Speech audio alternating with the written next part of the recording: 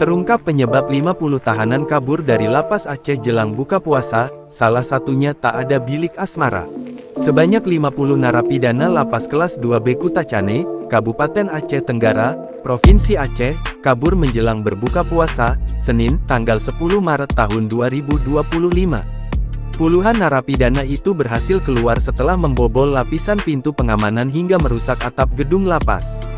Kepala Lapas Kelas 2B Kutacane, Kabupaten Aceh Tenggara, Andi Hashim, mengatakan bahwa 3 pintu pengamanan lapas awalnya dalam kondisi terkunci. Namun, 2 di antaranya berhasil dibobol. Karena pintu terakhir juga terkunci, akhirnya mereka lewat atap. Tahanan yang kabur didominasi kasus narkoba, kata Andi saat memberikan keterangan pada awak media di Kutacane, Senin tanggal 10 Maret tahun 2025, malam.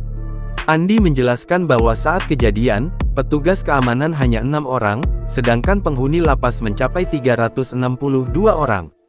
Untuk rasio keamanannya tidak berbanding. Jadi, kalau ada mobilisasi dari warga binaan, pasti tidak cukup, ujarnya. Para tahanan tersebut diduga kabur akibat tuntutan yang mereka layangkan tidak dapat diakomodasi oleh pihak lapas. Salah satu tuntutan mereka adalah ingin adanya bilik asmara di dalam lapas. Untuk merealisasikan hal itu, sebut Andi, kewenangannya ada di tingkat pusat. Nanti kita akan sampaikan ke pusat apa-apa yang menjadi keluhan dari mereka. Tindak lanjutnya ada di pusat, pungkasnya. Download Tribun X sekarang, menghadirkan lokal menjadi Indonesia.